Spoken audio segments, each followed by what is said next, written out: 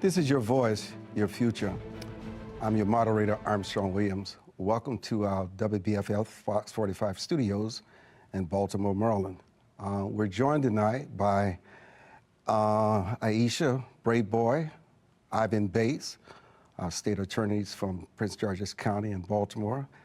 But first, our head of state, the governor of Maryland, the Honorable Wes Moore, joins us live in our broadcast house. Governor Moore, welcome to the broadcast. Good evening. Thank you. You know, you've been in office for about 13 months now.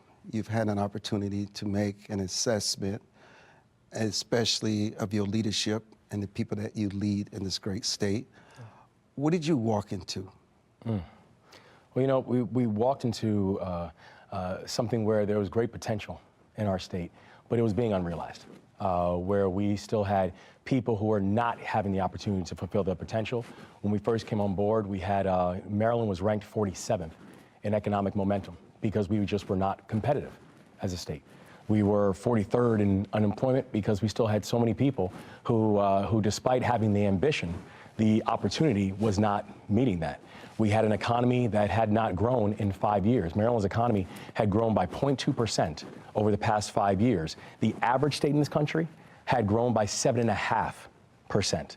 We saw where over an 8-year period, the homicide rates in the state of Maryland had nearly doubled. The non-fatal shooting rates had doubled. In Baltimore City for 8 straight years, we saw 300 plus homicides for 8 straight years in Baltimore City.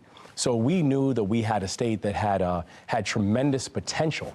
But as a state, we were asset rich and strategy poor. And that's really where we focused on being able to bring everybody along, focus on public safety, focus on economic momentum, focus on making us more competitive, focus on making the state more affordable, and really making us the state that serves. You know, it seems as though that the governor of Wes Moore of 6 months ago has gone through an evolution. There are positions that you were probably taking on crime and some of the issues that you've mentioned, that somehow or another you're not the same person. Some people are even referring to you as a law and order governor in the making. That's certainly what they were not saying about you 6 or 7 months ago.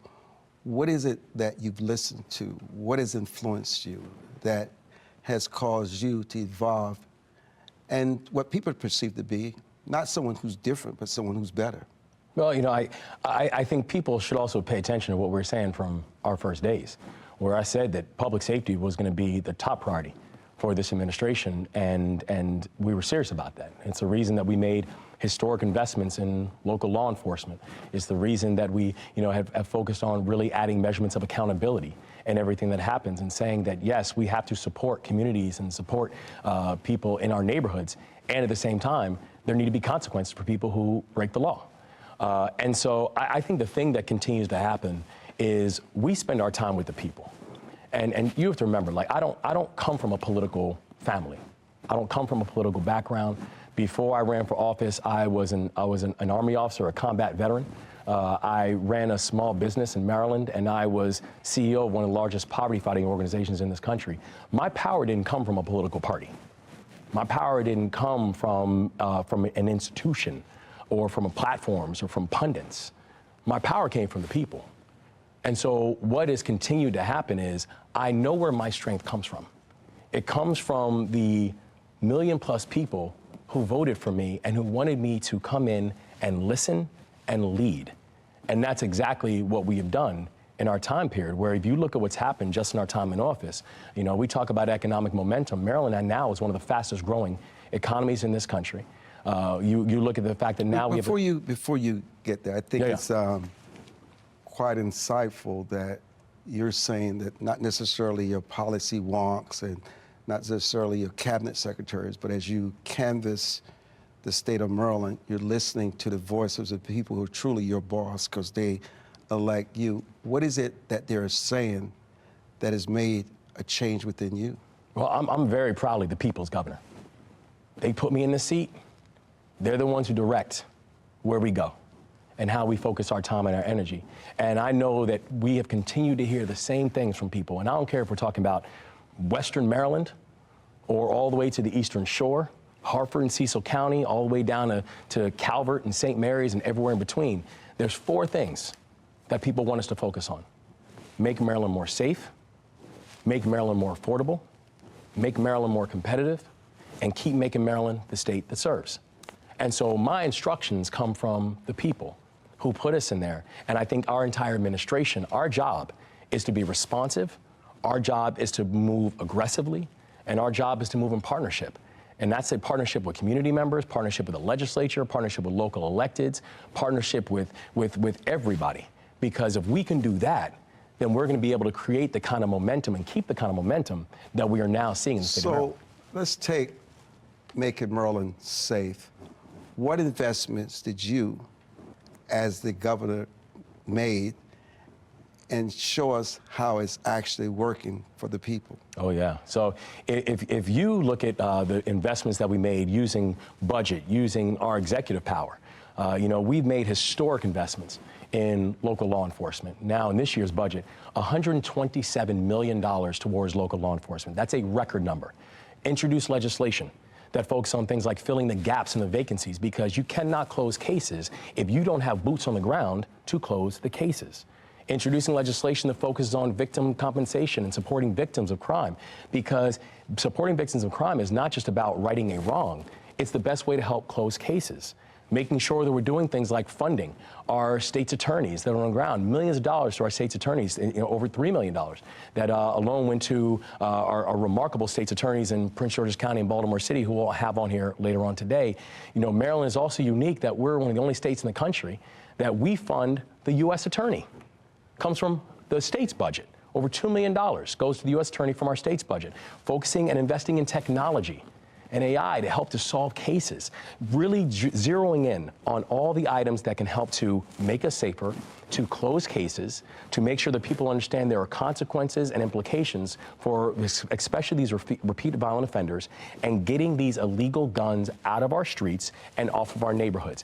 And the things that we've seen in our state since we've been here, in 13 months, we've seen how violent crime across the state of Maryland is down. Homicides down, non-fatal shootings down. Baltimore City, this is the lowest homicide rates that we've seen in 9 years in Baltimore City. So the investments, the focus, and the partnership, it's working, and that's why we're going to continue doing these things and more to make our state more safe. So what are the things we need to see at the Department of Juvenile Services change? And what are you doing to make those changes? And though it seems as though that your Secretary of the Department of Juvenile Services, Mr. Schiraldi, says one thing, you're the boss, the people elected you, and so he has to be on the same page with you. But talk about the Department of Juvenile Services and the changes that you're making there. When I first came on board, there were many departments in state government that had challenges. I don't know if there was a department that had more challenges than our Department of Juvenile Services. We're talking about a department that was underfunded, undermanned, morale was low, and there was there were really small levels of coordination that took place.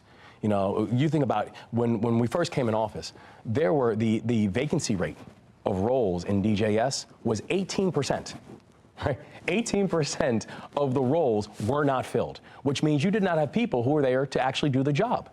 The level of coordination that was then taking place with our state's attorneys, with local law enforcement, with the U.S. attorney, it just wasn't present.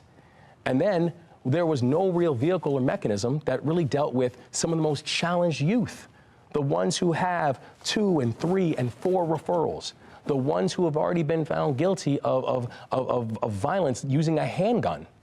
There was no mechanism to deal with that. And so as soon as we came on board, I said we need to have a top-to-bottom review of everything that's happening in DJS. We need to make sure that we're filling these vacancies and putting people and actually making people accountable for the systems that our young people, if they have to touch a system, they need to touch a system that actually works. That we have to increase coordination between local law enforcement and our state's attorney's office and our U.S. attorney's office. And we have to come up with mechanisms to deal with our most challenged young people. And that's why things like the Thrive Academy became so important. Where the Thrive Academy, if you look at just the 6 months of operation that we've had for the Thrive Academy, we're now talking about where literally not one person, not one young person who's involved in Thrive has either been a victim or a perpetrator of violence. That 95% of the young people involved in Thrive right now have not had a single other interaction in terms of gun violence. How many people, how many of these kids do you have in Thrive? We now have 57 in Thrive. And what are you spending per person? Well, we're trying to go back upwards of 300. Because if we can see the results that we have at 57, we're going to get to that 300. And we've now allocated an additional $14 million that's going towards Thrive in this year's budget. And what becomes really important in that is also this. I come from a business community. I come from a world where we take budgets very, very seriously. And I think when people look at our budgets, they can see that this is not just a fiscally responsible administration. This is an administration that actually has real accountability for our dollars. And if you think about what's happened, and these are young people who have, many cases, have been repeat challenges. Young people who have had challenges when it comes to gun crimes and gun violence. And it's saying if we can come up with a way of getting them back along the street now, really focus on rehabilitation. How are you measuring success? Well, are they reoffending? If you're looking at the young people who we have involved in the system, we have to make sure that these are young people who are not reoffending, that these are not young people who are falling back and further into a system. Is it too early in the 6 months to tell the trajectory of this? Well, I think the thing is, we know that the trajectory of many of the young people who are involved in Thrive, that without a program like Thrive, these are young people who also left to their own devices without any type of supports. You would know within 6 months that things are not going well. And so that's why the performance that we've seen so far in Thrive is a thing that gives us a measure of hopeful optimism. That we are onto something that can actually make a fundamental difference in not just the lives of young people, but also in the lives of the community members. Our job is to make sure our communities are safe. You know, I want to say this as we go out to break. I know my colleagues here at Fox, Baltimore, sort of like to make an issue of your relationship with Mr. Schiraldi, but you had only met him a few times before you actually interviewed him before the position. Yeah, well, that is accurate. Yes. And so there was no long-term relationship that sometimes gets advertised. Yeah. And I think it's also important to remember that the policies that are put out from the Moore-Miller administration, let's be clear who the governor is. You are. Yes. And we'll be back. I'm Armstrong Williams. This is your voice and your future.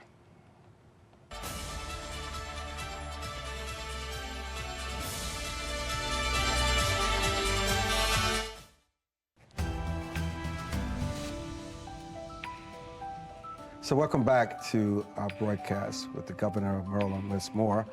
Aisha, Braveboy, and Ivan Bates will join us coming up. Mr. Schiraldi supports eliminating parole and probation and the elimination of the sex offender registry. Do you agree with Mr. Schiraldi, or you have a different perspective on this issue? No, those are not the positions of the Moore-Miller administration, and they're not going to be the positions of the Moore-Miller administration. Okay. Does Schiraldi support the proposed juvenile crime reform legislation? It will sort of reverse the current law that keeps youth under 13 from being charged with violent crimes. And does he support extending the probation for juveniles? Well, I tell you, I stood up there with the Senate President and the Speaker of the House and many other members of the General Assembly, and I said that I stand for many of the adjustments that were being made. And those adjustments include things like, I think we have to increase the probationary period. You have to have a probationary period that's long enough for the young person to actually receive the supports that their probation actually calls for. That I think we need to make adjustments. If you think of things like the Nicola Strader Act and what happened in that situation, that if someone takes a person's life, regardless of age, you need to be held accountable for that. That we have to do more to be able to address the issue of illegal guns, and that, that these possessions of these illegal guns, that's not a misdemeanor, that is a felony. So I stood up there as the representative and the person leading the charge and working in collaboration with members of the General Assembly, because I'm not going to be, and I'm never going to be one of these leaders that just stands off to the side and pushes the General Assembly to do this or pushes the General Assembly to do that. We actually get things done. And so we work in coordination, because by the end of this General Assembly, we are going to have a bill that is going to be strong, that's going to focus on the key thing that I said any bill dealing with juveniles has to focus on, and that's accountability. I will have a bill that will hit my desk by the end of session that will focus on accountability, not just for the children, but accountability for the systems whose job it is to make sure that our children are getting the rehabilitation that they need. That bill will make it to my desk and I will sign it. But it's something that is going to happen in coordination with the General Assembly. But I'm not just going to sit there and push for them to do something and then stand on the sidelines, and when it doesn't happen and crime rates keep going up, then sit there and scratch my head and wonder why. We call that leadership. You know, House Bill 365 would prohibit students from being charged with the crime under Maryland's education code that criminalizes behaviors. That's sort of what it does. It disrupts school time. Do you support this legislation? Why or why not? And so also, don't you believe in consequences, as you just mentioned, for kids that break the law? Yeah, well, I can tell you that I believe in accountability. And if you have, and I believe that people need to be held accountable for their behavior inside of neighborhoods and also their behavior inside of schools. I know as we're working through legislation, that is going to be the thing that I'm going to look for in all measurements of legislation, that we want to make sure that we have a school system and a school environment that's supporting our children. And I want to be clear, I don't think that we have to, we want to come up with the right type of thing where you have accountability for people who are breaking the law, particularly repeat violent offenders. But the answer isn't that, let's just find a way to incarcerate every child. We want to make sure that we're educating every child, supporting the families that the children are existing in. But there's got to be accountability, and love doesn't mean letting people off the hook. Love means actually providing measurements of support, but also letting them know there has to be accountability for actions that people are conducting. What's missing from this equation, often, Governor Moore, is the family structure, the family breakdown, fatherless homes, mothers having to raise these kids alone, young men growing up, no understanding of moral clarity, right and wrong, what it means to be a man, making good choices, the importance of an education. People would say that even the educational system has failed so many of the kids here. How do we get fathers? How do we rebuild the institution of the family so they can be collaborative partners in this process? Yeah, it's, and this is personal for me, right? I was raised by a single mom. I was raised by an immigrant single mom who literally worked 3 different jobs and did not get her first job that gave her benefits until I was 14 years old. And it informs how I think about this, because it's not that my mom had to raise me on her own. She had ministers. She had coaches, she had mentors, I had aunts and uncles and cousins, all who felt a vested interest in making sure that no matter where I was surrounded. And I was a kid, I had some challenges when I was coming up. But I also knew that I had to be held accountable for my actions. And at the same time, there had to be a village that would build up. If you think about what we're doing, for example, with the Enough Act, and Enough stands for engaging neighborhoods, organizations, unions, governments, and households, i.e. engage everybody. It's focusing on how are we dealing with the issue of childhood poverty, but by saying that we have to have an all hands on deck approach to be able to deal with this issue and supporting children in ways that they need to be supported. Every child is going to need specific things. And we as a society need to know that, yes, we cannot have a government that's going to love a child more than their parent or their guardian's going to love them. So we need parental and family involvement. Yet at the same time, it's not that for most parents, it's not that they don't care. It's that for many of them, they just need supports. They just need help. And if we can provide that measurement of help as a community, as the village elders, as the nonprofit organizations, as the private sector, as everybody who wants to get involved in this work, we're going to have a much better opportunity to create better pathways for our young people, which is what we're all hoping for. I want to turn the attention. One of the issues that the mayor of New York, Mayor Adams, and the governor of Massachusetts, and states all across the country, Texas, is the influx of the migrants. And then I was reading here in Maryland where they want to include migrants involved with the benefits, the health benefits. And in the state of Maryland.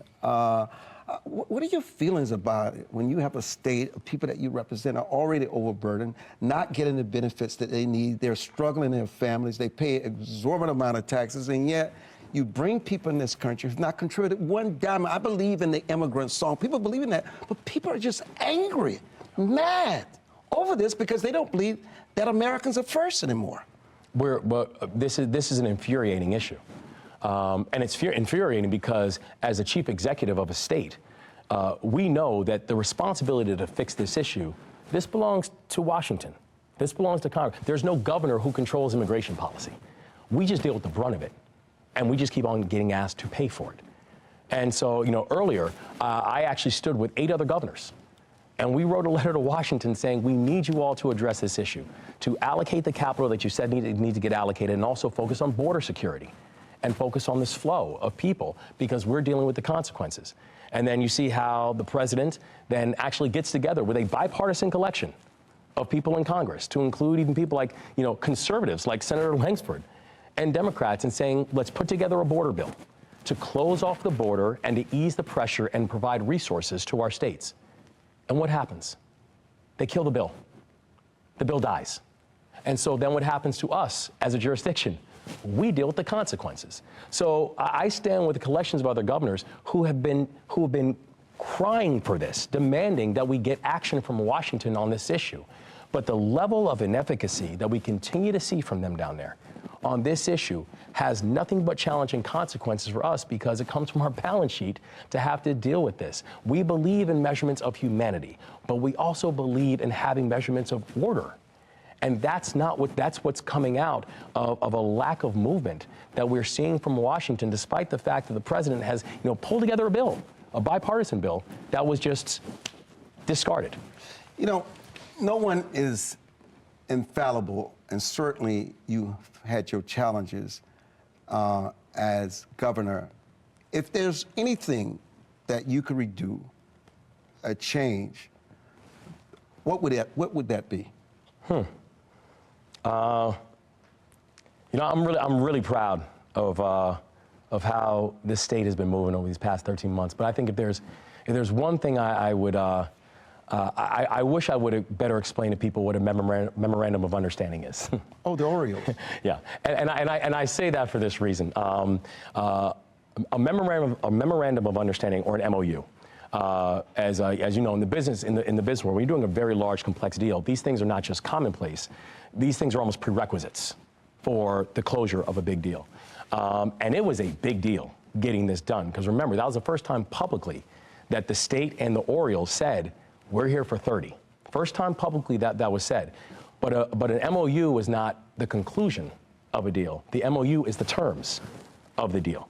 And I remember when we first came on board, I had conversations with the former head of the Maryland Stadium Authority, who was vying to stay in that role, and he told me that, he said, I think best case scenario, thing you should do is try to get a 1-year extension, get a 1-year deal. And I said, okay, thank you. I finished conversation with him, and I remember calling my chief of staff right after and said, he needs to go, because we're not aligned. I'm not doing a 1-year deal.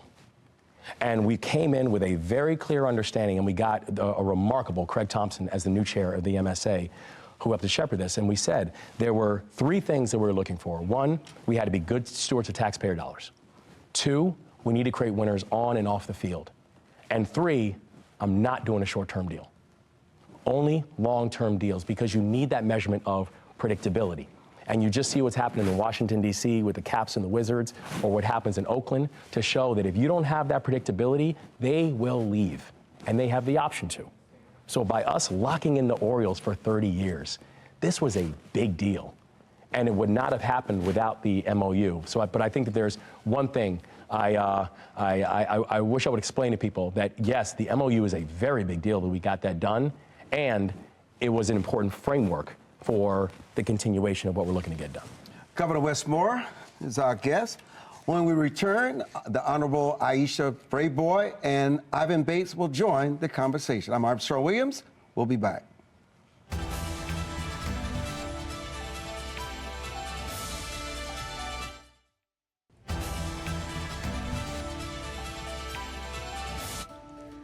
You know, Mr. Bates, let me welcome you and Ms. Braveboy to our broadcast. As the governor, we continue. Mr. Bates, many of the components included in the governor's bill around juvenile justice seem to mirror that of proposed legislation your office had introduced this session, including the extension of probation, forwarding certain cases to SAO, but one not included was this intake process bill you proposed requiring any juvenile charged with a crime of violence, gun-related charge, or motor vehicle-related theft to see a judge, a magistrate, within 24 hours of charging. Why, Mr. Bates, is this so important to fixing the system? Well, a couple of things. First of all, thank you very much for having me. It's an honor to be here with the governor and my partner, Aisha Braveboy. That was our joint. It wasn't just Ivan Bates. It was both of us sitting down and saying these are the things we want. And so one of the things, though, that we talked about is we have large jurisdictions. And for instance, when we look at car and car theft, motor vehicle theft cases, in 2022, there were 87 that were charged in Baltimore City. In 2023, it was 216 charged and over 250 arrested. So for us, the 24-hour window is very important. It allows us, one, to figure out what's going on with this young person very quickly, to try to get this young person services very quickly, but also allows us to be able to reach out to the witnesses and the victims and the police to put together a very good, solid case to hold the perpetrator accountable. We want to do those two things. One, make sure young people can have the services, but two, but really also number one, is make sure the public understands what's going on, they're involved, the victims and the witnesses are able to be a part of the case from the beginning instead of the end. Ms. Braveboy, one of the things I really respect about the governor tonight, when we were planning this some time ago, he said, you know, we cannot have this town hall unless we have the state attorneys, Ms. Braveboy and Mr. Bates, because there are issues that they work while he works at one level, and you guys communicate constantly.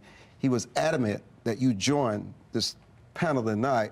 So you know, the current law allows for DJS, the Department of Juvenile Services, to have up to 25 days to forward cases for charging to your office.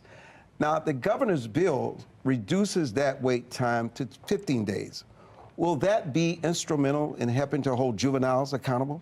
Oh, absolutely. And let me just say, we have a tremendous governor. Our governor understands the importance of accountability, as he mentioned, on all levels. And I think what that 15 days gets us is a DJS system who's working rapidly to determine whether a case should be forwarded to the state's attorney's office. And then the state's attorney's office now knows about this case quicker, and we can then coordinate with the victims of the crime, as well as the defense attorney and anyone else who is going to be involved in helping to rehabilitate the youthful offender. Really, rehabilitation should start on day one. That's what the juvenile justice system is about. And so the quicker these cases move through the system, the quicker we can get these young people into programs and hopefully on their pathway to success. Well, you know, understanding that you both agree with the bill initially introduced by the governor and the Democratic leadership, what are some of the components that cannot be eliminated during negotiations, or something that should be included that wasn't initially? Because it's one thing to have the bill now, Governor.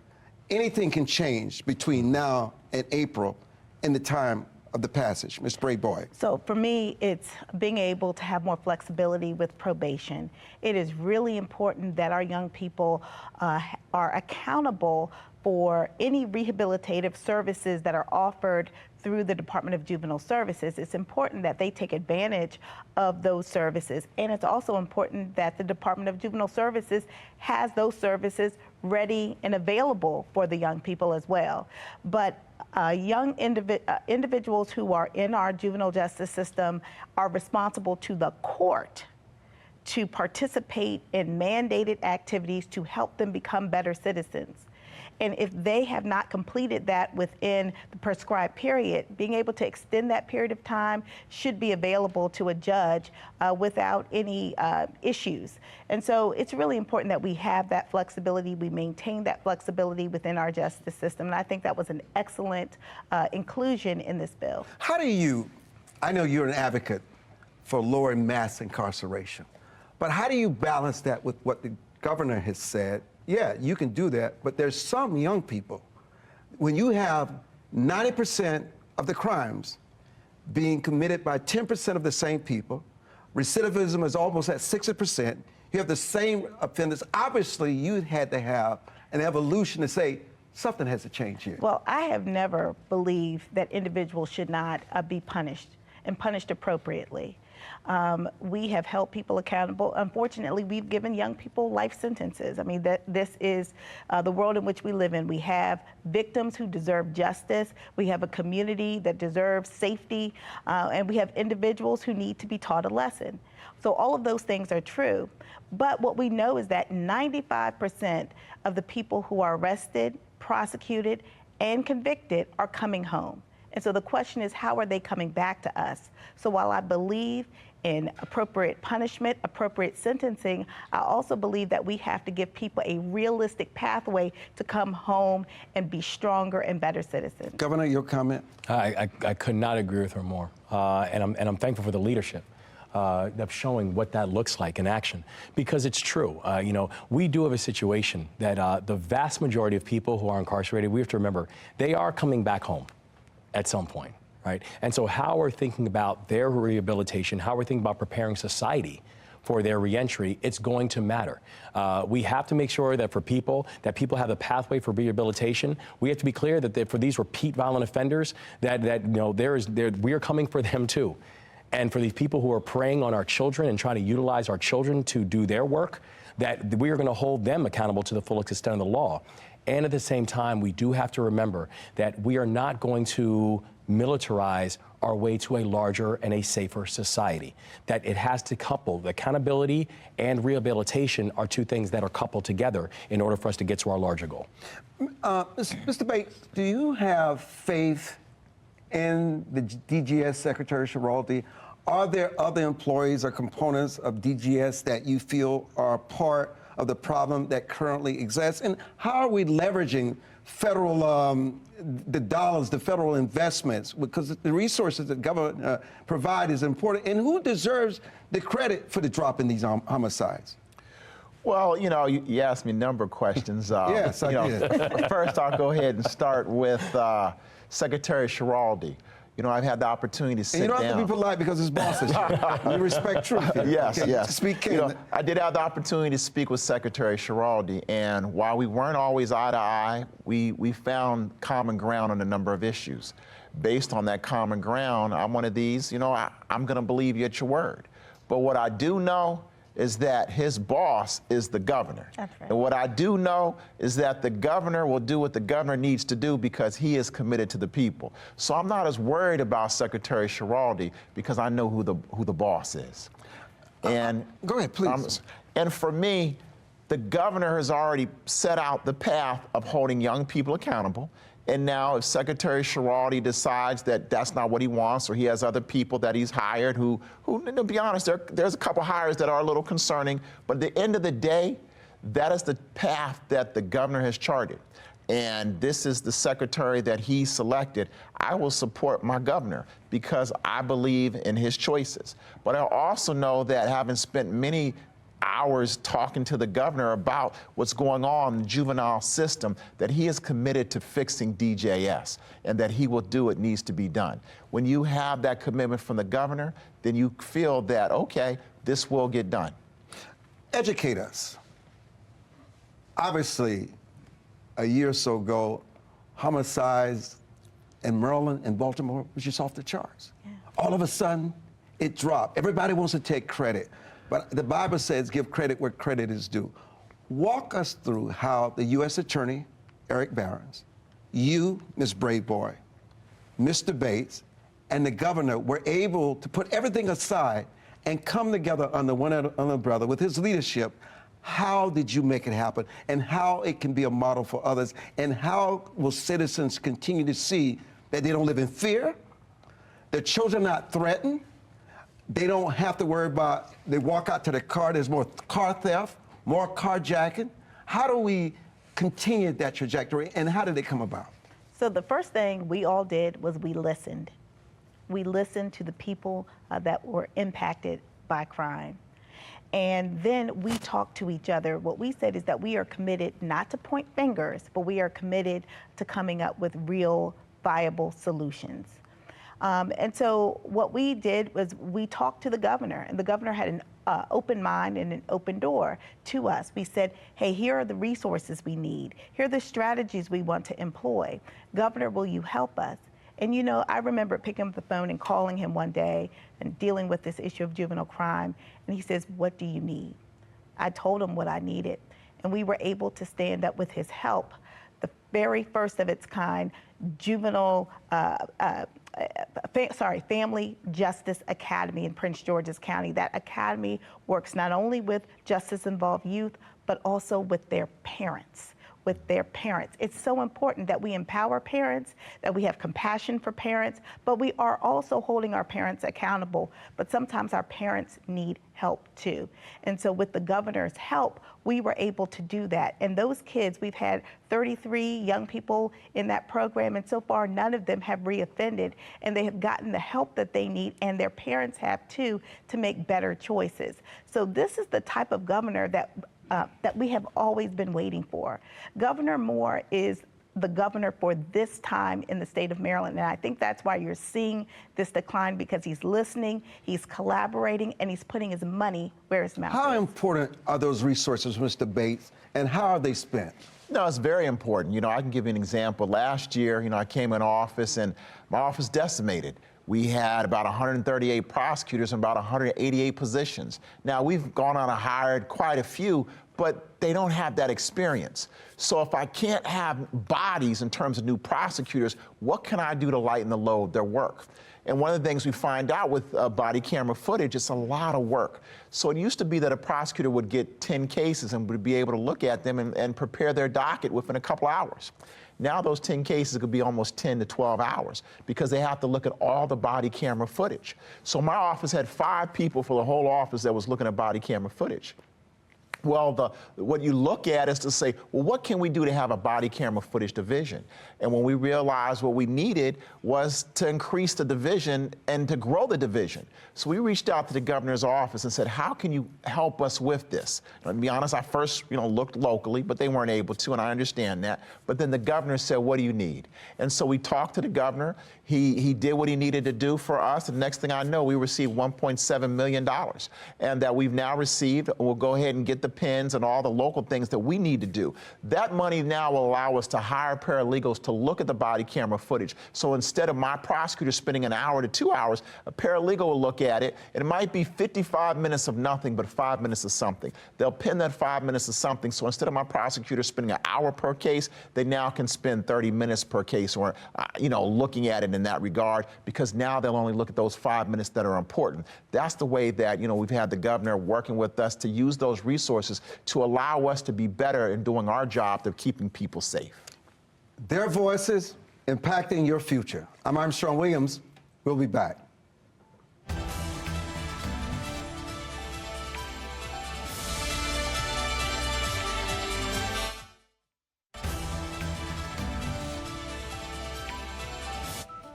Ms. Braveboy, let's talk about organized crime. Yeah. Well, let me just say this. I want to thank the governor again for his support for my office. We get over $1 million a year to stand up a unit that specifically addresses this issue of organized crime, gangs, crews, those who are wreaking havoc on our communities.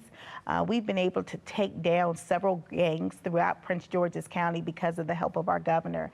But there's more to do, because we also know that gangs don't have the traditional vertical structure all the time that we think of when we think of, let's say, the Bloods or the Crips or even MS-13, where there's a hierarchy that's understandable. A lot of these crews are kind of loosely affiliated with each other, but they are targeting young people, having them, go do carjackings, thefts, other things, for the benefit of older adults. And it is creating a problem in our community. And so we are looking this session to expand the gang statute so that we can go after these crews that are stealing cars or stealing car parts, so that we can hold every single person in that organizational structure accountable and go after, them with vengeance. Because to me, when you prey upon young people, have them go out and do your dirty work, we're going to hold you accountable. We'll hold the young person accountable, yes, but let's hold those adults that are instructing, giving the guns to the young people. How are these young people getting guns? We want to find out who they are, and we want to prosecute them and send them where they deserve to be. Right. I want to say this because there is an elephant in the room, and it's the media. Yeah. It's Fox News. It's us. And, people say a lot about Fox News, but Fox News focus on crime and education. And I want to tell you something. Those issues, Mr. Governor, Ms. Braveboy, Mr. Bates, disproportionately impacts black people more than anybody else. They don't make money on focusing on crime and education, but a lot of people in the community walk up to us and say, you speak for us. It's my child in that classroom. I'm that family that's the victim. So while you may talk about what Fox does in terms of what they cover, but they put resources in a community that is often forgotten about. The media doesn't always focus on those issues. We can do better. I understand the headlines, but we focus on issues that makes a difference, Ms. Braveboy, in these communities. And we will never apologize for that. No, we appreciate that, but just like the justice system, we also appreciate balanced reporting, because we have a lot of young people in our community that are doing the right thing. We have a lot of families who are just raising some amazing kids. We have business owners in our community that are tremendous, that they're contributing to the economy of our state. So, we want to see balance. So I think that's sometimes why news outlets or other organizations might get a bad rap. It's because sometimes folks don't see that balance. And sometimes they didn't see it in the justice system, which is why there was a push for reform. And then sometimes those reforms maybe went too far, or we didn't have the resources to be able to do what those reforms were asking us to do. And then we had to take a step back and say, okay, what else should we be doing? And we had to be grown-ups and say, you know what, if we if we broke it, we can fix it. And I think that's what this session is about. And that's why I'm so grateful to have a partner like Ivan Bates. There has never been before this unity between Prince George's County and Baltimore City. And I think it's because we both went to Howard. That's what I think. Nationally, Mr. Governor, we've seen first responders killed. The firefighter, the 2 police officers with the domestic violence. Do you think law enforcement, police officers are getting the necessary resources that they need to do their jobs? Are they living in fear? Do they stand down because they arrest this young kid yesterday and this young kid is back on the street again? No, when we have to remember the debt of gratitude that we owe to these members of law enforcement. The people who, when the natural human instinct is to go in one direction, they go in the opposite, because they're there to help and serve and protect people who they might not know who they are, what their family lineage is, what their political affiliation is. Their job is not to worry about that. Their job is to make sure that they're out there saving and protecting lives. And so part of the reason that I'm grateful for the work that we've been able to do in partnership. I'm grateful for the work we've been able to do in partnership with the legislature, things like the GAPS Act, which is making sure we're addressing the crucial vacancies that we are seeing throughout the state when it comes to local law enforcement. The ability to make sure that we're getting them the proper resources that they need and the proper supports that they need. This matters, because if you do not have law enforcement that moves with appropriate intensity and absolute integrity and full accountability, and is actually deployed inside of communities, making communities safer, then you are going to have communities that will feel less safe, and communities where you continue to have the continued challenges that so many of our communities face. And to your point earlier, for the communities that are most impacted by violent crime, you know what they want? They want trustworthy law enforcement there. They want to make sure that you have law enforcement that's there to respond to the needs that they are seeing inside our community. So we have a collective responsibility, not just to honor their work and honor their service, but also to make sure that they're getting the resources that they need, as we've done now with 2 straight years of historic funding for local law enforcement. You know, as a business owner, and as someone who celebrates commerce, you know, I know you say that if someone is 13 years old and they commit a crime, it's not a violent crime, depending on what it is. So you don't consider shutting down Target, shutting down these other stores when you go in and steal and loot and they no longer can survive in the neighborhood, and you shutting these businesses down and you shutting employees down from taking care of their families? I mean, you may not see it as a violent crime, but business owners see it as a violation to them that they're not protected so they can provide service and create stability in these communities. How do we deal with these young people that go in and loot and steal with no regard? Are we going to tell them because the law doesn't hold them accountable, it's okay, so they can have free will and continue to do it? What are business owners to do? Well, that's one of the reasons why when we look at what's going on with the juvenile law, we have to look at holding young people accountable. So a lot of times I understand the diversion, and that's important, but also where's the restitution going to come from? And sometimes it may be difficult in terms of the family, but we still have to go ahead and make sure that business owner is whole. It's not only a business owner. Let's talk about all the car thefts. What about the individual that lives in that neighborhood and they're struggling? And they work a 9-to-5 job, they make $15 an hour, they have to save their money for that vehicle, and that vehicle's stolen. They have to pay their deductible in terms of their insurance. They have to take off from work, they're not getting paid. Maybe they take their child across Baltimore City to school. Now that child has to catch a bus.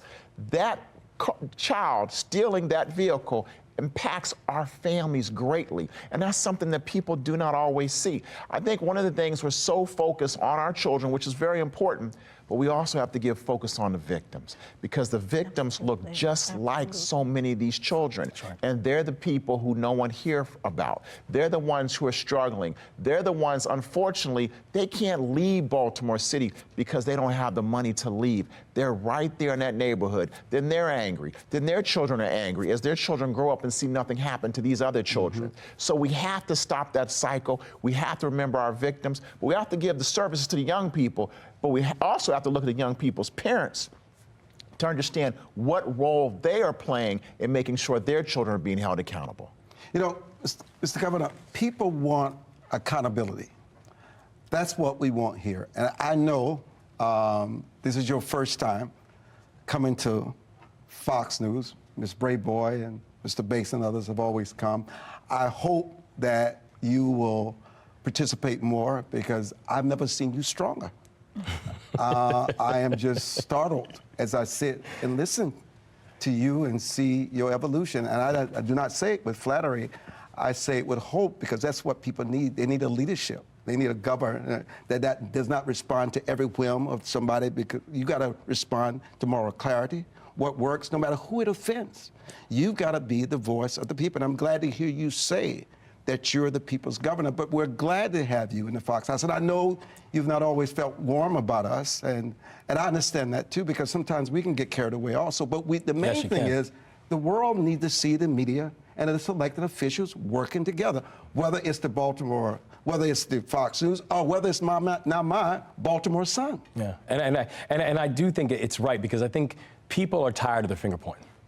They're tired of the blame game. They're tired of everyone who's going to spend their energy telling me what's wrong and who's to blame for it, instead of actually saying, let's work together to be able to address it. And to your point, there is a point of media, and the role the media does play in that as well, to have accurate and fair reporting that people believe in. And I do, and I'd be remiss about it and say also, an acknowledgement about the voices and the ownership matters. You know, and I know that during a Black History Month, you know, you and I don't want to embarrass you, but you know, you're only the second Black owner of a major newspaper in the history of this country, right? There's a power in that. There's a power in also understanding, and one of the things I respect about this moment is, you know, as only the first African American governor in the history of the state of Maryland, only the third elected in the history of this country, I also know, as you know, that making history is not the assignment. Being the first or being the second or the third. That's not the assignment. Honoring this moment, giving the people what they both are asking for and need, which is just clarity at a time when the world seems very unclear. That matters. And I thank you for taking on that burden and that responsibility as well. You know, that's going to be our last word. Listen, thank you, Governor. Thank you. Thank you, Ms. Braveboy. Thank you, Mr. Bates, and all your wonderful staff that have worked with us to make this possible. You know, because you don't do it alone. You have a wonderful support system that we respect that made all this possible. And the one thing we've got to do is remember that when it's all said and done, God is in control. We're all just an instrument of His. Say it. Nothing belongs to us. He gives us these gifts, and our gifts are to empower others and make the world better and leave it better than the way we found it. Thank you for joining us for this edition of Your Voice, Your Future. I'm Armstrong Williams.